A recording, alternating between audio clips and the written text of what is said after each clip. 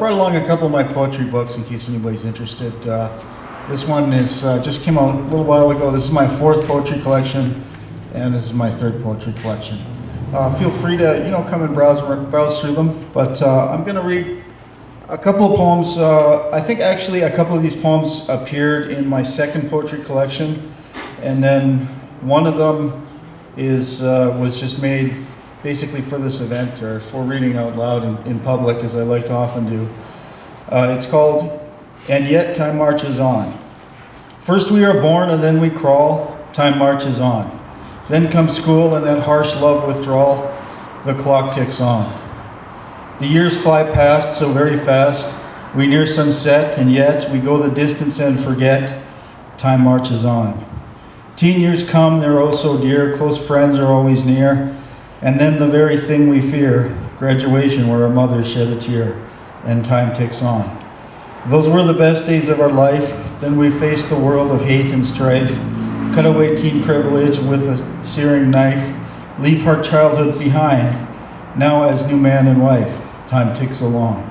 It's just like a treadmill race, too hard to get off and face disgrace, work hard just to stay in one place, lost years will never be erased, soon time is gone.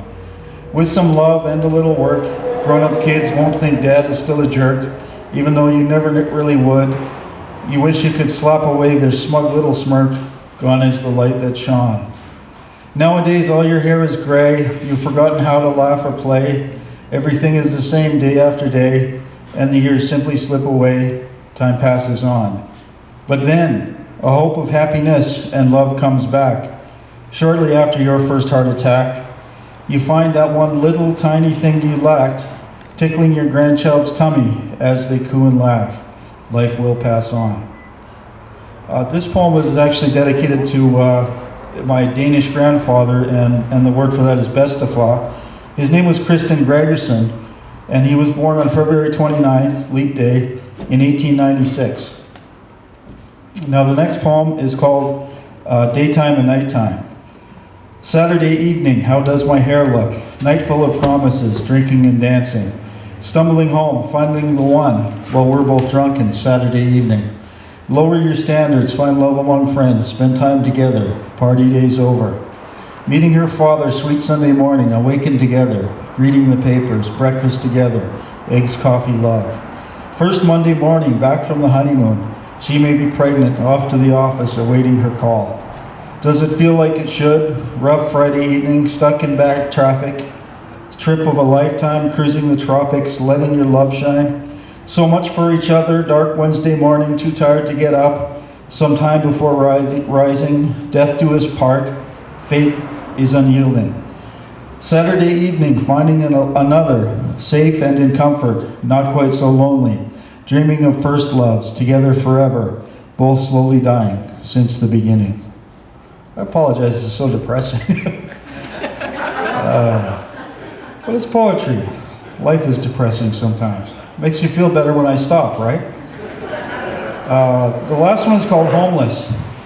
I sit in loneliness, hunger, and pain, facing a night out on the streets again, walking for miles to where I hid my things, waiting for the cold each night always brings. My thin, bony legs ache and my feet are worn and raw. I think back to the days when I could sit and dream and draw. I could have been an artist if I tried, but life all fell apart when my mom died. She was a sweet, loving woman and she cared. One night her boyfriend beat her and I got scared. I tried to stop him and he turned his wrath on me. That night my body was broken, my mom's soul set free.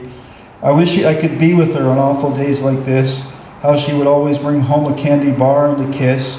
Now I get a bottle one way or another every night, and my inner will is slowly giving up the fight.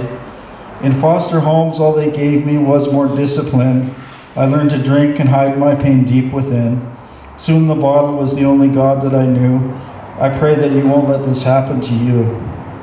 If I could have peace and space to draw like I once could, but that rotten jerk my mother loved took that away for good. I'm only in my 40s, but my joints all ache. I've lost every little thing anyone could take. I feel so worthless now, I barely get through each day, but that doesn't mean I don't have something to say. You can all have a future if you make the right choices. We all have inside of us our own special voices. Please don't play the judge even when you see a dirty, smelly, homeless guy just like me. A lot of us have lost so much just day to day. When you're this far gone, there's no other way. For those of you who practice and believe, there is a way to lighten my load and make you free. It was our Lord Jesus who spelled out how it should be. What you do for the least of your brothers, you do for me. Thank you.